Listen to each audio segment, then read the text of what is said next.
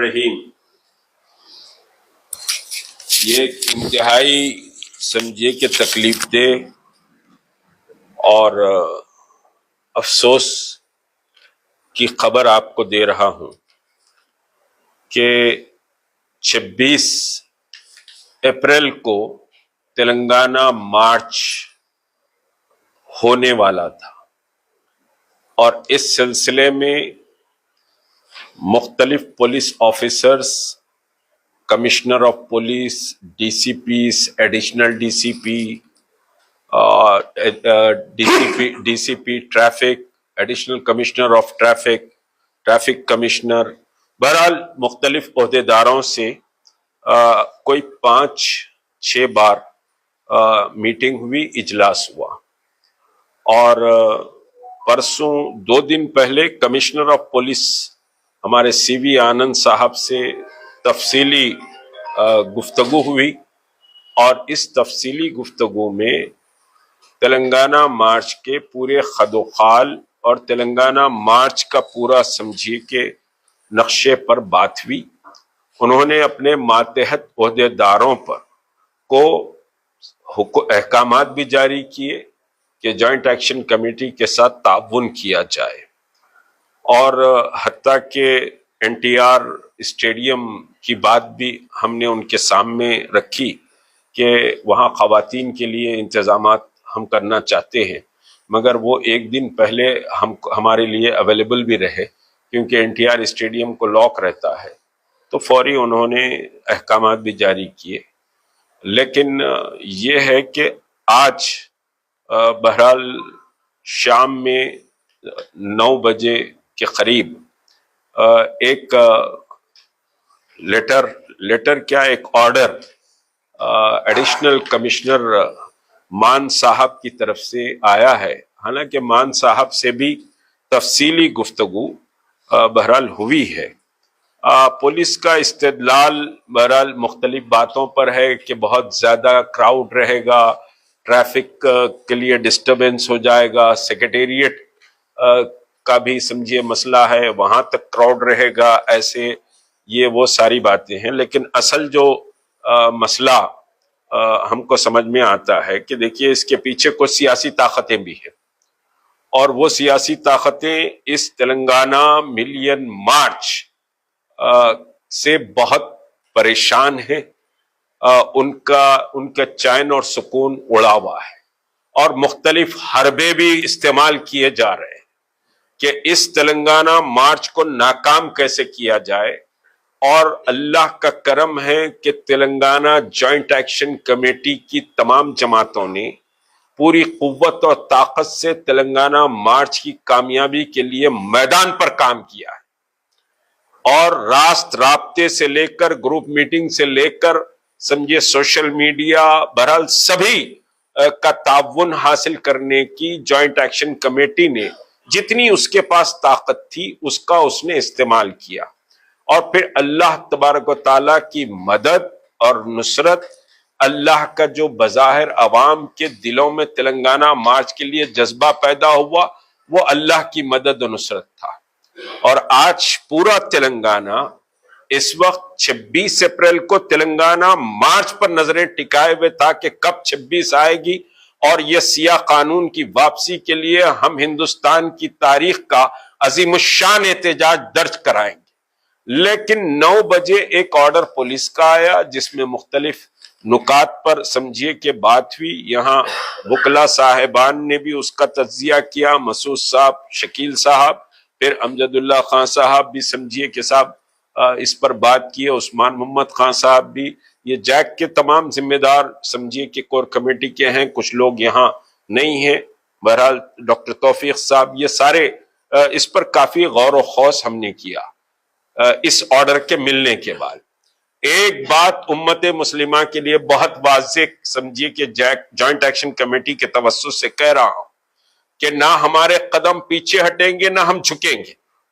ہمارا سمجھیے کہ مقصد و مطلوب یہ سمجھیے زہریلا اور نفرت بھرا قانون جو وقف کی زمینات اور مساجد اور درگاہوں اور قبرستانوں پر کو ہتھیانے کے لیے ہے، اس کے خلاف ہماری لڑائی پوری طاقت سے جاری رہے گی۔ اس میں کوئی مایوس ہونے کی ضرورت نہیں ہے، نہ اس میں آپ کو دل چھوٹا کرنے کی ضرورت ہے۔ یہ لڑائی لمبی لڑائی ہے، اور 26 اپریل کو جو تلنگانہ مارچ تھا، ٹھیک ہے، پولیس نے یہ کہا کہ بھائی ہم آپ سے گفتگو کریں گے، اس میں لکھا ہوا ہے واضح کہ ہم آپ سے گفتگو کریں گے، اور پھر ایک نئی ڈیٹ ہم سمجھیے کہ صاحب آپ اناؤنس کریں، ہم وہ ڈیٹ پر کنسیڈر کریں گے، فلاں کریں گے۔ ہم آج پولیس ڈپارٹمنٹ کو جوائنٹ ایکشن کمیٹی یہ کہہ رہی ہے کہ نئی ڈیٹ آپ سمجھیے کہ صاحب 5 دن کے اندر ہم کو اطلاع کریں، اور 5 دن کے بعد ہم 29 اپریل کو جوائنٹ ایکشن کمیٹی بیٹھے گی اور نئی تاریخ کا اعلان کیا جائے گا۔ ہم اپنے قدم واپس لینے والے نہیں ہیں، نہ یہ جدوجہد رکنے والی ہے۔ آپ اگر تاریخ تبدیل ہو رہی ہے تو جدوجہد ختم نہیں ہوگی، جدوجہد رکے گی نہیں۔ یہ لڑائی لمبی لڑائی ہے، اور لمبی سانس بھر کر ہم یہ لڑائی لڑنے کی تیاری کر چکے ہیں، اور آپ کو اپنے مساجد، قبرستان اور درگاہوں اور اپنی شناخت، اپنی تہذیب اور اس ملک کے دستور کو بچانے کے لیے یہ لڑائی کے لیے ہر وقت کمر بستہ رہنا پڑے گا۔ تاریخوں سے سمجھیے کہ صاحب تاریخ تبدیل ہونے سے انقلابات نہیں رکتے، بلکہ انقلابات مزید سمجھیے کہ جڑ اس کی مضبوط ہوتی ہے اور وہ درخت بہت اونچا ہو جاتا ہے۔ حالات کے رکاوٹوں کا مقابلہ جوائنٹ ایکشن کمیٹی کرتے آئی ہے، ملین مارچ ہو یا پھر سیکریٹریٹ مساجد ہو یا شعار اسلامی کا مسئلہ ہو، یا پھر سمجھیے کہ محمد رسول اللہ صلی اللہ علیہ وسلم کی شان رسالت کا مسئلہ ہو، یہ سارے مسئلوں پر بہت ساری رکاوٹیں آئی، لیکن پامردی سے جوائنٹ ایکشن کمیٹی نے ان حالات کا مقابلہ کیا ہے، اور ان حالات کا مقابلہ کرتے ہوئے کامیاب سمجھیے کہ پروگرام کیے ہیں۔ اور ملین مارچ جو NRC کا ہوا اس میں بھی ایسے ہی ہوا تھا۔ تو ہم یہاں سمجھیے کہ صاحب یہ سیاسی بازیگری جو کھیلی جا رہی ہے، یہ سیاسی بازیگری کی ہم شدید مذمت کرتے ہیں، اور یہ اعلان کرتے ہیں کہ ہم 29 اپریل کو ہم بیٹھنے والے ہیں۔ اس سے پہلے پولیس کے اعلیٰ عہدیداروں سے درخواست کرتے ہیں کہ وہ کوئی ہمیں تاریخ دے دیں، وہ تاریخ آپ دے دیں، اگر آپ نہیں دیے تو 29 کو ہم تاریخ کا اعلان کرنے والے۔ اور ایک بات یاد رکھیے، ہم امن اور سلامتی اور شانتی چاہتے ہیں۔ ہم بھی محسوس کرتے ہیں کہ پھلگامہ کشمیر میں جو واقعہ ہوا اس کی ہم شدید مذمت کرتے ہیں۔ اسلام میں دہشت گردی کی کوئی گنجائش نہیں، اسلام میں جہاد افضل ترین عبادت ہے، لیکن دہشت گردی کو محمد رسول اللہ نے رد کیا ہے۔ اب کسی کا نام پوچھ کر اگر قتل کیا گیا ہے، نام پوچھ کر اگر سمجھیے کہ وہاں پر لوگوں کی جانیں لی گئی ہیں، تو اسلام اس کی اجازت نہیں دیتا، ہم اس کی شدید مذمت کرتے ہیں۔ بلکہ جوائنٹ ایکشن کمیٹی ایک پروگرام اس مذمت پر کرے گی، ایک احتجاج بھی درج کرے گی، لیکن کینڈل لے کر عیسائیوں کے جیسا نہیں ناچے گی۔ یہ مسلمانوں کی تہذیب نہیں ہے کہ چراغ ہاتھ میں لے کر ناچیں یا بتیاں لے کر ناچیں۔ احتجاج درج کیا جائے، ضرور درج کیا جائے، ہم ہندوستانی ہیں، اور ہندوستان کی سولیڈیرٹی اور ہندوستان کی عزت اور وقار ہمارے لیے پریورٹی ہے، ضرور آواز اٹھانی چاہیے۔ جوائنٹ ایکشن کمیٹی بھی آواز اٹھائے گی اس مسئلے پر، لیکن ہم غیروں کی پیروی نہیں کریں گے۔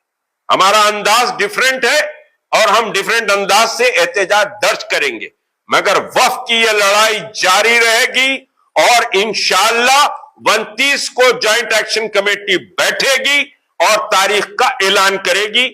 میں پوری امید رکھتا ہوں اضلاع کے شہر حیدرآباد، سکندرآباد، بلدہ کے جتنی تیاریاں لوگ کیے ہیں، وہ تیاریوں کو سمجھیے آپ جاری رکھیں، بلکہ اس میں اور سمجھیے کہ اضافہ کرنے کی کوشش کریں۔ انشاءاللہ یہ لڑائی جاری رہے گی، آپ کے قدم تاریخوں کے بدلنے سے نہیں رکیں گے، آپ کے قدم انشاءاللہ آئندہ تاریخ کو دھرنا چوک اندرا پارک پر جمع ہوں گے۔ شکریہ۔